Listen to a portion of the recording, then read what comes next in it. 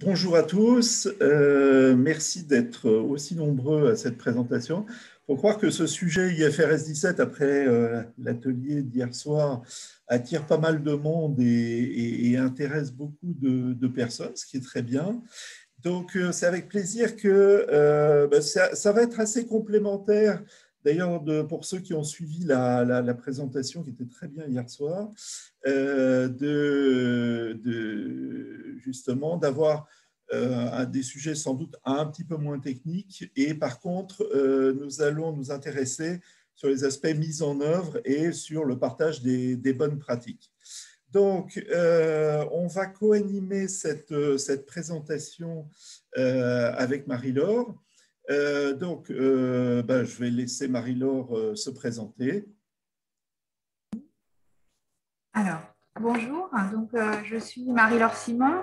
Je suis dans l'aventure Synalis depuis toujours, puisque ça fait 18 ans. J'ai travaillé sur des projets très divers, allant du calcul des provisions à la mise en place de Solvabilité 2 et plus récemment IFRS 17. Et je suis maintenant directrice produit au sein de Synalis. Voilà, à toi Hervé. Merci Marie-Laure. Et donc, Hervé Morand, je suis associé actuaire du cabinet Synalis depuis 20 ans. Ça fait 20 ans que nous existons. Et donc, je m'occupe plus particulièrement des sujets liés à IFRS 17 depuis déjà quelques années. Voilà. Donc, de quoi allons-nous parler ce matin? Donc, tout d'abord, nous allons faire une présentation rapide de Synalis, qui sommes-nous et ce que nous faisons. Et puis, nous enchaînerons sur le cœur du thème, c'est-à-dire les bonnes pratiques pour IFRS 17. Donc pour Synalis, donc comme je vous l'ai dit, on a été créé il y a 20 ans maintenant, et on est spécialisé dans l'assurance, quelle que soit sa forme. Et nous sommes à la fois et cabinet de conseil et surtout éditeur de logiciels détenus par ces dirigeants. Aujourd'hui, nous avons donc un outil qui est Calfitech, sur lequel nous avons développé un certain nombre de modules de calcul. Marie-Laure en parlera juste après. Et puis une triple compétence qui est à la fois actuarielle, comptable et informatique. Depuis toujours, nous avons une forte R&D, en particulier liée à la partie développement logiciel, mais pas seulement. Bien entendu, nous nous occupons aussi de sujets plus techniques. Nous avons accompagné une thèse, nous avons souvent des mémoires, etc. Et nous travaillons aussi sur ces sujets. Et nous sommes experts aujourd'hui sur les sujets vraiment du chiffre réglementaire en assurance. Et on apporte à nos clients une démarche flexible et surtout sur mesure, mais malgré tout à un coût mesuré. Voilà. Le logiciel Calfitech est breveté à l'international et on a vraiment une couverture des compétences qui couvrent les besoins sur ces sujets-là. Je vais laisser maintenant la parole à Marie-Laure. Marie-Laure. J'ai un problème d'écran. Bon, c'est pas grave. Donc, oui, donc au niveau.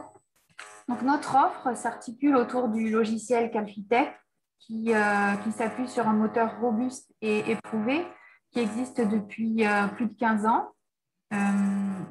Il s'articule autour de 8 modules. Un module qui répond à tous les besoins calculatoires de l'assurance et qui sont à la fois clés en main, mais aussi fortement adaptables. Donc, ces modules sont le calcul des provisions, des calculs de probabilité 2, risque de marché, SCR, MCR, les projections ORSA, les comptes clients de réassurance, un module IAS 19 et un module IFRS 17 qui nous intéresse aujourd'hui. Voilà. La mise en place de notre logiciel s'appuie toujours sur une équipe de consultants pluridisciplinaires et nous travaillons main dans la main avec nos clients. Voilà. La particularité du logiciel, c'est une écriture symbolique des formules qui est brevetée et qui permet, qui donne à l'outil des possibilités de développement spécifique illimitées et une génération automatique de la documentation des traitements qui garantit traçabilité et piste de à chacun des calculs. Voilà, je pense que tu peux passer à la suivante. Je ne sais pas si tu m'entends parce que j'ai l'impression que l'image est bloquée. C'est parfait. Merci Marie-Laure. Donc, pour les bonnes pratiques autour d'IFRS 17, pour un projet IFRS 17, nous avons classé et nous aurons 4 chapitres. Le premier concerne les processus, le deuxième, le projet en tant que tel, un projet IFRS 17. Alors, bien entendu, hein, vous en êtes à différents niveaux d'avancement, de choses comme ça. Il y en a qui viennent de débuter. En particulier, nous travaillons également sur ces sujets-là avec des pays du Moyen-Orient où cette problématique de passage en IFRS 17 couvre l'ensemble du marché. Et donc, par rapport à ça, bien entendu, eux sont juste dans le début du projet. En France, on est quand même plus avancé que ça. Nous parlerons également de la partie outillage avec l'exemple de ce que nous avons mis en place et avec nos propres outils. Et nous ferons un focus pour terminer sur le sujet qui aurait pu être le premier, mais bon, on va dire, on l'a mis dans cet ordre-là, mais c'est la problématique des données et de tout ce qui tourne autour des contrôles des données. Donc, sur la partie processus, l'important, c'est d'avoir une vision complète du processus. Un des constats que nous avons fait, c'est que finalement, le projet ou le process était très fragmenté. On avait une vision sur la partie SI, on avait une vision sur la partie actuarielle, une vision sur la partie comptable, on avait une vision sur les frais généraux, etc. Et que la difficulté, c'est vraiment d'avoir cette vision globale et d'avoir des personnes qui l'ont. C'est-à-dire qu'il est vraiment important d'avoir dans tout le process des personnes qui ont cette vision globale du normatif et ensuite des données jusqu'à la partie comptabilisation et reporting, histoire de ne pas avoir en sortie des calculs actuariels des choses qui doivent être prises parce que non compatibles avec l'aspect comptable. Donc ça, c'est vraiment un point important. Deuxième sujet, le process, c'est un tout nouveau processus. Donc, il faut commencer déjà par avoir une vision macroscopique et puis progressivement être capable de zoomer sur les sujets. Mais cette vision macro, elle est vraiment importante. Et le dernier point, le process complet doit être automatisé. Alors, ce n'est clairement pas le début du projet, hein, on est bien tous en phase là-dessus, mais il est important d'avoir un processus avec un workflow pour pouvoir gérer les différentes étapes. Donc là, j'ai donné un exemple de process hein, où on part en quatre morceaux. Le premier, c'est l'aspect données, hein, donc avec l'aspect intégration des données, avec tout ce qui est problématique de contrôle sur les données en entrée et qui est vraiment quelque chose de très lourd et de très structurant. Ensuite, la projection des cash flows.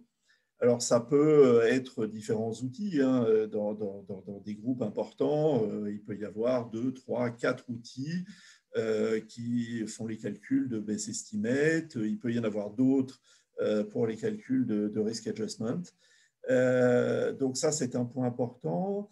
Pour nous également, dans le processus, il est important de prévoir avant les calculs une étape de consolidation, c'est-à-dire si vous êtes dans un groupe, d'avoir les calculs qui vont permettre de faire avec et sans interco les calculs sur les flux, sur les BE, sur les RA, etc.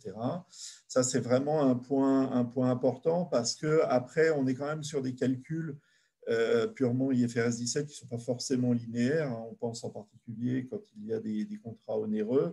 Et donc, après, la reprise en sortie est plus compliquée. On va dire ça comme ça.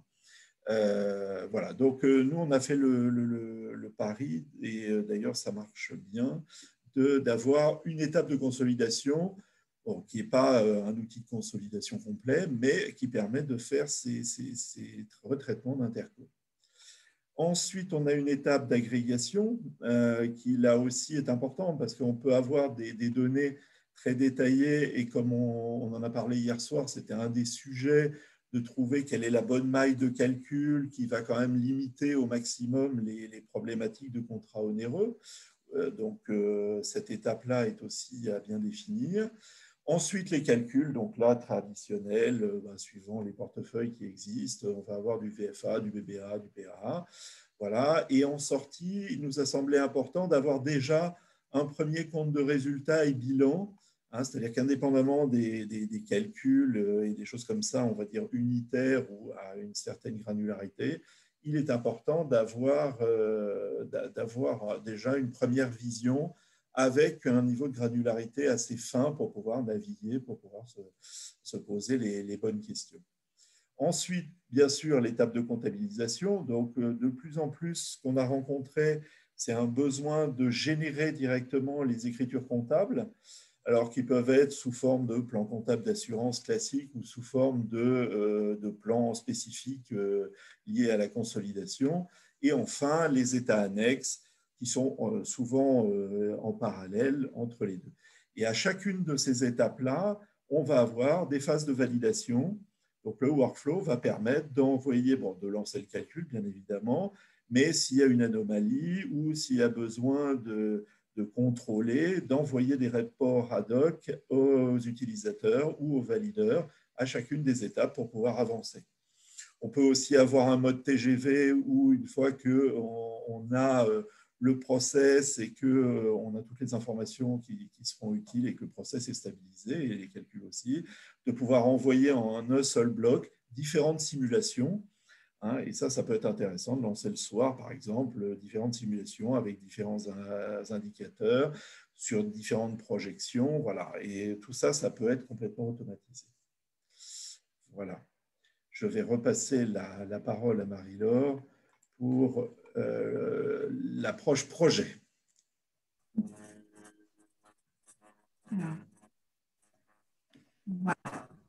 On t'entend bien. Oui, j'ai oublié de vous préciser que Marie-Laure est en Espagne et que le travail pluridisciplinaire, et c'est super avec différents pays, mais parfois on est un peu trahi par la technique. Donc, désolé pour on va dire la bande passante, mais voilà, c'est sympa. Donc oui, comme on vient de voir, un projet IFRS 17 fait intervenir de nombreux acteurs, de nombreux services, de l'actuariat à la compta, en passant par l'informatique et ce qui en fait vraiment un projet pluridisciplinaire. Donc, comme dans tous les projets, on aborde une démarche classique de spécification, développement, intégration, recette, en sachant que si on utilise le module IFRS 17 de Qualifitech, la phase de développement est réduite puisque le module est déjà développé. En termes de projet, qu'est-ce qui nous paraît important de vous transmettre? Il nous paraît essentiel de s'appuyer sur un directeur de projet qui comprend les différents enjeux de chacun des étapes du processus. Donc, on a vu de l'actuariat à la comptabilité et qui prend les décisions en conséquence. Il convient aussi de mener un pilotage rigoureux, réactif, pragmatique, afin de respecter les délais très courts qui nous sont imposés pour IFRS 17. Et enfin, évidemment, il faut impliquer les équipes, les utilisateurs dès le début du projet en organisant des ateliers et en les formant tout au long du projet. Donc, ça, c'est en termes de projet. En termes de moyens, il nous paraît essentiel de mettre en place un processus industriel, une fois que, évidemment, comme l'a dit Hervé, une fois que le projet est déjà en place, il convient de mettre en place des automatisations et de veiller toujours à maintenir une bonne et assurer une bonne qualité des données en mettant en place des contrôles tout au long du processus que nous verrons en fin de présentation et évidemment en menant une recette fonctionnelle et technique minutieuse pour garantir une bonne livraison de l'outil. Pour faire le lien avec la présentation dont a parlé Hervé, qui a été faite hier par l'Institut des actuaires, on a vu comme le choix des options, des hypothèses de départ est crucial pour un impact important sur le résultat. Et donc, il convient de mener un certain nombre de simulations pour bien caler ces hypothèses de départ. Et aussi, il nous paraît important de bien évaluer l'impact du nombre d'étapes d'analyse de marge choisies. Chez nos clients, nous pouvons aller jusqu'à une cinquantaine d'étapes d'analyse de marge, bien que ce ne soit pas le plus court. Voilà. Alors, je vais passer à... Merci Marie-Laure. Alors, donc sur la partie, maintenant nous allons voir la partie outils. Donc notre philosophie, donc là je vais m'appuyer sur ce qu'on a fait et un peu la philosophie. Notre philosophie a été vraiment de s'appuyer sur un outil standard, c'est-à-dire que l'outil couvre la totalité des sujets que nous devions traiter. Et donc, l'idée, ça a été justement de monter un outil qui intègre la partie espace de données, la partie espace de calcul, de restitution et de comptabilisation, à l'instar de ce qu'on a vu dans le processus. Et également, dans cet aspect outillage, nous avons aussi intégré la partie workflow. Donc ça, c'est l'idée étant au maximum d'avoir un outil le plus paramétré possible, mais que l'on puisse rentrer ce paramétrage dès le début pour pouvoir lancer au maximum des intégrations, des calculs, des choses comme ça, des simulations. Donc par rapport à ça, on va s'appuyer sur une approche classique en termes d'architecture technique. Donc ça peut être une architecture hébergée type mode cloud ou une architecture en local intégré dans le système d'information. Ça, c'est vraiment un choix. Le point important, c'est que l'outil permet de travailler sur une architecture 3 tiers, donc avec une base de données qui peut être Oracle ou SQL Server, un serveur d'application, et puis surtout sur le poste de l'utilisateur, finalement, qu'un navigateur web et non pas, on va dire, une application lourde, ce qui permet même pour les remontées de données, parce que dans l'approche projet, nous n'avions pas encore les alimentations automatiques à partir des systèmes amont, à partir des systèmes de calcul amont. Donc, de fait, c'était plutôt la remontée de fichiers soit plats, soit des classeurs Excel. Mais finalement, ça a été tout à fait possible à travers les postes des clients. L'avantage aussi de cette architecture, c'est que finalement, une fois que les données sont remontées, elles sont stockées dans la base de données et tout se passe dans la base de données. C'est-à-dire qu'il n'y a plus d'intégration manuelle, de retraitement manuel, de choses comme ça. Tout est complètement intégré et tracé dans la base de données, ce qui nous assure vraiment une capacité de justification, de piste d'audit qui est extrêmement importante. Cette puissance-là nous a aussi permis, parce que je ne l'ai pas dit, mais il y a un vrai avantage à cette architecture-là qu'on utilise déjà depuis pas mal d'années sur les sujets de calcul de provision, sur les modèles ALM, sur les calculs S2, etc. L'avantage, c'est qu'on peut traiter du volume, ce n'est pas un sujet. Et donc, par rapport à des solutions temporaires sur Excel, on a vraiment une capacité de calcul extrêmement puissant et donc une capacité aussi à traiter des mailles et donc un niveau de granularité et de finesse qui est quand même assez important. Donc, assez rapidement, on a des volumes importants, hein, de plusieurs millions de lignes, parce que quand il faut projeter sur 50 ans tous les cash flows, avoir ça par ligne de produit, par entité, par cohorte, par sous-produit, etc., on se retrouve avec des volumes quand même qui sont très importants.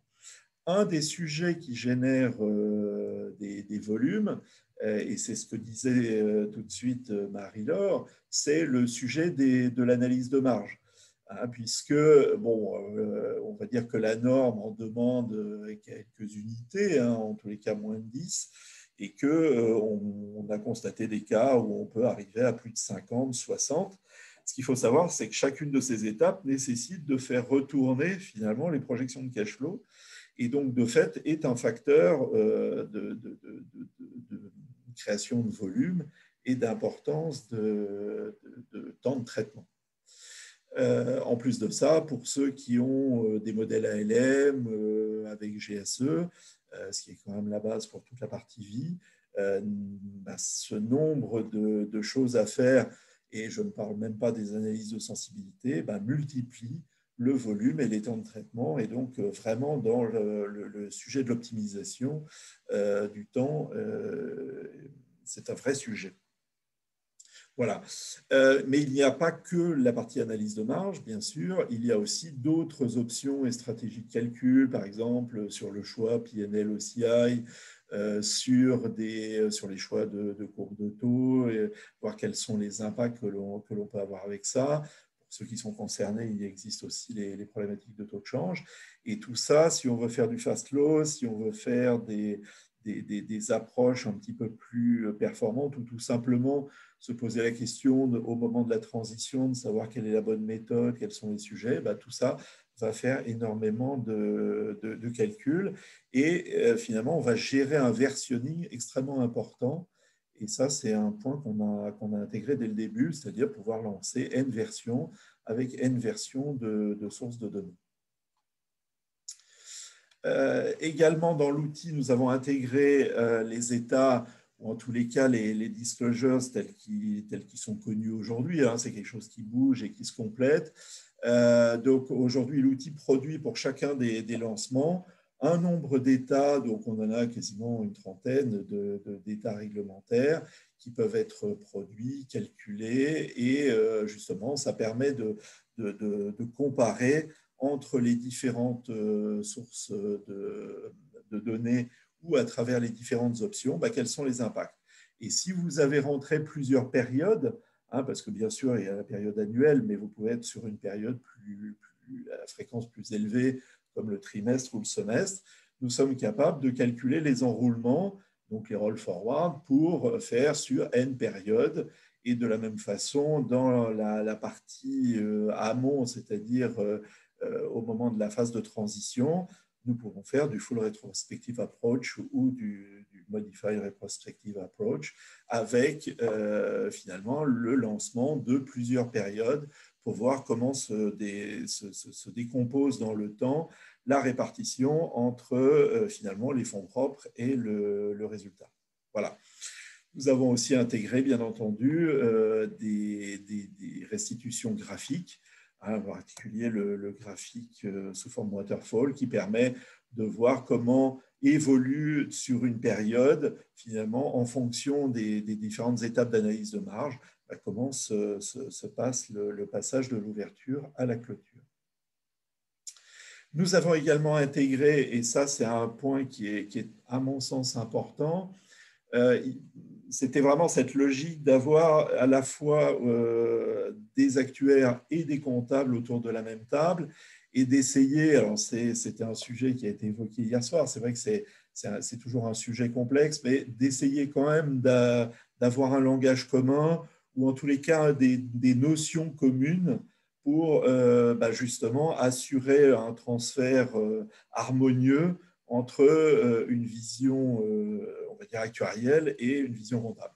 Nous avons fait le choix, et c'est celui qui est utilisé aujourd'hui, d'avoir une vision finalement avec des rubriques actuariels hein, qui décrivent, je dirais, tous les éléments dont on a besoin, les amortissements de CSM, les reprises de RA, voilà, tous ces sujets-là, et en s'assurant que de l'autre côté, les besoins comptables en termes d'alimentation de comptes comptables, finalement, ou au niveau de la maille des regroupements qui étaient demandés en comptabilité, on avait bien finalement que les rubriques actuarielles étaient à la bonne maille et au niveau de finesse qui nous intéressait. Donc ce travail-là a été fait, maintenant on l'a en standard, mais c'est vrai que c'était un sujet où ça a pris quand même quelques temps pour arriver à cette harmonie et finalement cet équilibre entre la vision comptable et la vision actuarielle. Voilà. Et donc, l'outil permet, à partir du plan comptable du client, hein, c'est-à-dire, ça peut être un plan comptable de type français ou ça peut être un plan comptable type anglo-saxon, etc. Donc, ça, c'est complètement paramétrable et on fait le lien entre justement les rubriques et ce plan comptable pour pouvoir générer automatiquement toutes les écritures qui sont nécessaires, y compris les écritures de reprise ou d'annulation en fonction des besoins. Je vais repasser la main à Marie-Laure pour la partie données. Oui. Alors, évidemment, on ne peut pas faire de bons calculs sans de bonnes données au départ. Et donc, comment garantir et sécuriser une qualité de données? Alors, il faut s'appuyer sur une base de données structurée pour garantir la piste d'audit et la traçabilité. Donc, la nécessité aussi d'avoir un référentiel pour gérer des codifications et alerter en cas de non-respect de ces codifications. On a vu aussi que l'une des difficultés du GRL 17, c'est de gérer des mailles différentes selon les étapes du processus. Et donc, on a réfléchi à comment faciliter le passage entre ces différentes mailles. Donc, c'est pourquoi nous avons développé plusieurs composants automatiques pour qu'Hervé a présenté déjà un peu avant pour faciliter le passage entre ces différentes mailles. Donc, notamment, une première étape d'intégration des données, puis une deuxième étape de traitement des intercos qui permet de retraiter les cash flows et de les répartir entre les différents paliers de consolidation. Et enfin, une troisième étape d'agrégation qui repentit les cash flows de la maille d'entrée qui est en général plus fine vers la maille de calcul. Voilà. Je peux passer à la suivante.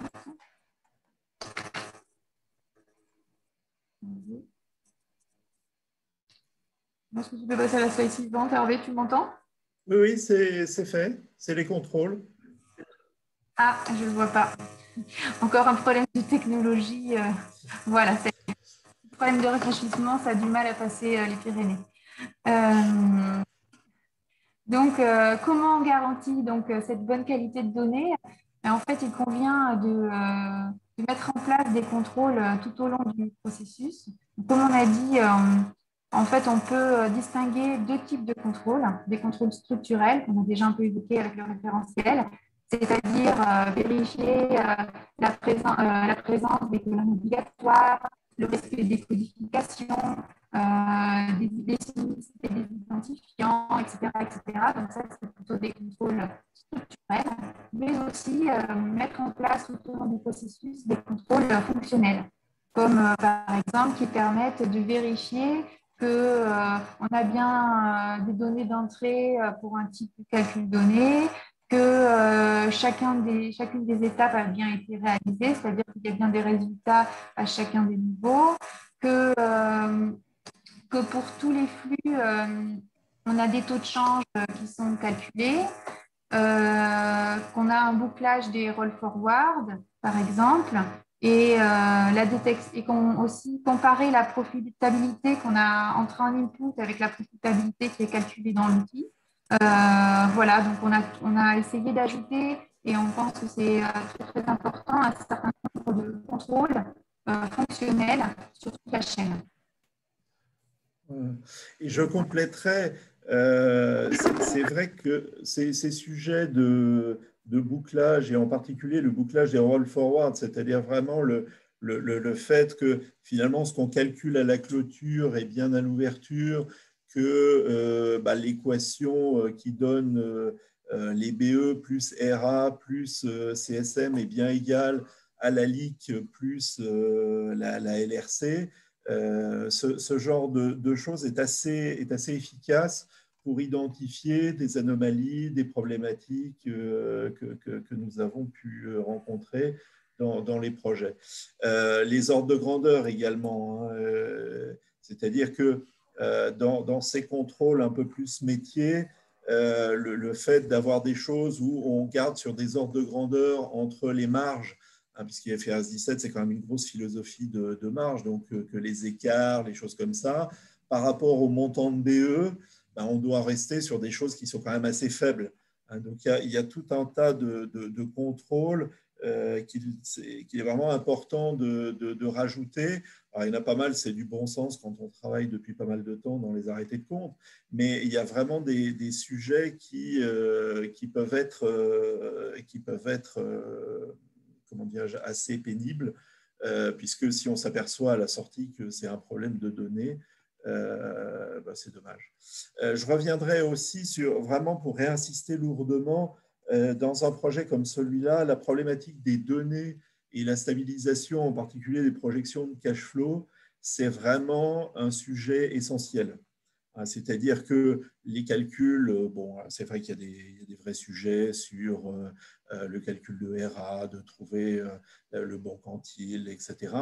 Par contre, c'est vrai que des données qui ne sont pas propres, ou par exemple même sur du PA, sur des choses qui ne sont pas forcément très compliquées, mais néanmoins, quand il faut projeter la prime sur des périodes qui ne sont pas forcément sur une année, et des choses comme ça, finalement nécessitent des modèles qui doivent être stabilisés. Et en plus, comme je le disais au début, on arrive très rapidement à un volume important. C'est-à-dire que faire ces contrôles-là, il y a des contrôles qui vont être tout simplement de regarder les données, de faire de la bonne analyse descriptive, tout simplement parce qu'on a des volumes, il peut y avoir des cohortes ou on va dire des types de produits parce que ce n'est pas calculé de la même façon, parce que c'est dans du non modélisé, où on va avoir des choses un peu étranges. Et donc tout ça, finalement, ça nécessite vraiment un gros travail sur les données. Et c'est pour ça que peut-être je l'ai mis en dernier, ce point-là, mais néanmoins, c'est vraiment un point essentiel et à mon avis qui va rester dans le temps. Alors, un point qui est important sur ces contrôles, c'est que finalement, par contre, une fois qu'on a passé, on va dire, les phases de recettes, les approches, on va dire, de tests divers et variés, l'automatisation de l'alimentation va être un grand plus. C'est-à-dire que, OK, il peut rester on va dire quelques données qu'on ne peut charger que manuellement pour plein de raisons. Il restera toujours du manuel. Il ne faut pas se leurrer, il ne faut pas rêver. C'est comme la comptabilisation actuelle. Si on fait le parallèle, la comptabilisation actuelle, il y a toujours des OD, il y a toujours des choses comme ça qui sont passées. Bon, dans IFRS 17, ça ne sera pas différent. Mais ce qui est important, c'est que l'essentiel, le gros on va dire, des informations, elles puissent être alimentées et surtout ce qui représente le gros impact en termes de résultats, puissent être alimentés automatiquement et que donc tous ces tests puissent être faits automatiquement. Alors, on ne va pas se mentir, les premiers calculs et les premières alimentations sont douloureuses. On va vraiment le dire. C'est douloureux. Pourquoi? Parce qu'il y a toute la batterie de contrôle qui se déclenche et que c'est vite fait. Par exemple, on parlait tout à l'heure de référentiel et c'est vraiment un point. Mais par exemple, si vous avez une société, vous voyez, Synalis, on peut l'écrire en minuscule, on peut l'écrire en majuscule. Si par exemple on a un système qui est sensible à la case, ce qui est le cas des bases de données, ça peut être deux entités juridiques différentes. Et donc après, ça crée des résultats un peu étranges. mais on peut voir, même sur des garanties, sur des choses comme ça, entre deux services, par exemple, on peut imaginer que vie n'est pas écrit de la même façon. Il y en a un qui va écrire vie en toutes lettres, d'autres qui vont juste écrire V. Voilà, donc c'est vraiment un point important et je me permets d'être un peu lourd sur le sujet. Et il n'y a pas de honte à traiter ces aspects de données, ces aspects de référentiel, ces aspects de base de données ou de systèmes d'information qui doivent être propres et qui doivent être tracés. Ce dernier point est aussi important, c'est-à-dire que dans la correction des données, là aussi, ça va être compliqué de faire des modifications, on va dire, à la marge, mais qui peuvent avoir un impact important, juste en corrigeant et sans noter. On se retrouve, comme toujours, sur une approche de type comptable, de comptabilité classique, c'est-à-dire que toute modification doit être tracée, doit être documentée, et plus c'est important et plus c'est visible, plus ça doit être documenté, expliqué. Donc ça, c'est vraiment un point qui est fondamental. Et donc, comme je le dis, c'est important de faire ce système et cette automatisation le plus en amont possible. Un, parce que ça permet de faire plein de scénarios, de faire plein de tests et de valider des options, de faire aussi également des projections sur plusieurs années. Donc ça, c'est un sujet. Mais ça va passer par un travail sur la qualité des données, sur le fait que le passage entre les différents systèmes, s'il y a plusieurs systèmes, par exemple, pour faire le calcul des BE, pour faire les calculs futurs, pour faire les ventilations de frais, ça aussi, c'est un sujet qui est important, que tout ça soit bien coordonné et puisse être intégré dans un workflow unique. Voilà. Ce que je voulais rajouter, déjà, merci pour votre attention. Je pense qu'il est important de se laisser un peu de temps pour les questions. On en a déjà deux. Marie-Laure, je te laisse. Alors, première question. Dans votre approche projet, comment sont intégrés les tirs à blanc? Alors ça, c'est une excellente question. En tout, le tir à blanc, c'est un peu alors, ça a deux finalités. La première, c'est que ça permet de faire finalement une recette un peu globale. Enfin, en tous les cas, c'est comme ça que nous l'avons vécu. Et je pense que c'est une bonne approche qui est finalement d'avoir une vision globale, c'est-à-dire d'avoir toutes les entités, tous les produits, toutes les choses. Alors, le premier tir à blanc est en général plus léger, on va dire. On évite les cas pathologiques, mais après, on va essayer de mettre en musique la totalité des informations dont on a besoin, et ça permet aussi de pouvoir mettre au point, on va dire en contexte réel, c'est-à-dire en volume réel, avec toutes les informations, de mettre au point, de voir les impacts de certaines options, de certaines hypothèses. Si on change les données, qu'est-ce que ça donne? C'est-à-dire que ça donne vraiment une capacité à aussi commencer à bien réfléchir sur les bonnes options à prendre pour la transition et pour la suite, parce qu'une fois que ça sera figé, ce sera compliqué de modifier. Et puis, autre point aussi, c'est que ça permet de tester toute la chaîne, donc depuis les données en amont jusqu'à la production des écritures comptables et au passage en particulier sur des écritures en comptabilité, de voir l'intégration comptable, comment elle se passe, est-ce que ça donne bien ce qu'on attendait au niveau des bilans et comptes de résultats. Voilà, donc un peu ce qu'on peut dire, mais c'est vrai que c'est une étape importante et qui finalement correspond peu ou prou à des lots du projet. C'est-à-dire que c'est des lots, des macro-lots, ce n'est pas les petits lots agiles, mais c'est plutôt des grandes phases de projet et qui permettent de se dire, là, j'ai vu tout le contexte, le tour du sujet. Voilà. Et voilà ce que je pourrais dire là-dessus. D'accord. Alors, une autre question. Question maintenant. Oui. Quelle cohérence avec le pilier 1 de solvabilité 2? Autre très bon sujet.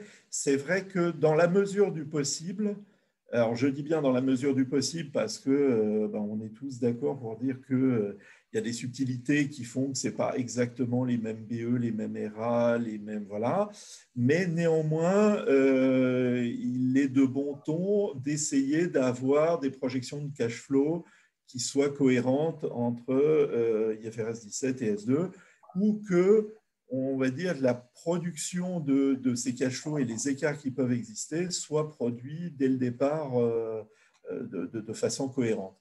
Et je pense qu'on va aller de plus en plus vers un process qui sera parallélisé, mais qui sera complètement piloté de façon globale pour avoir à la fois la vision risque qui est donnée par le pilier 1 et en même temps la vision résultat, fonds propres qui est aussi donnée par IFRS 17.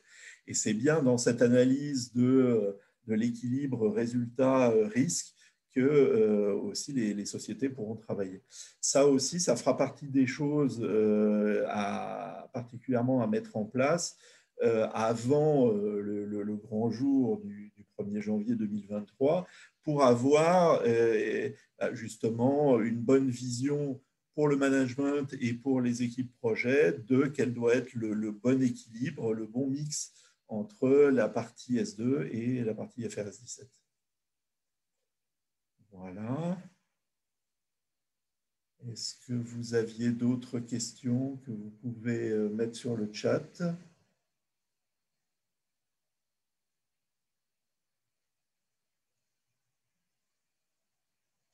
Sinon, il me reste à vous remercier pour votre attention et pour avoir suivi cette présentation. N'hésitez pas à nous retrouver sur notre stand virtuel sur Cap Actuaria, où nous pouvons continuer à chatter et prendre rendez-vous pour continuer à échanger. Ça sera avec plaisir. Et puis, sinon, n'hésitez pas à nous écrire ou à se connecter sur soit notre site, soit notre page LinkedIn. Nous répondrons avec plaisir. Et même si c'est un échange, ça sera toujours avec plaisir, le sujet étant assez vaste et très intéressant. Merci. Merci à tous.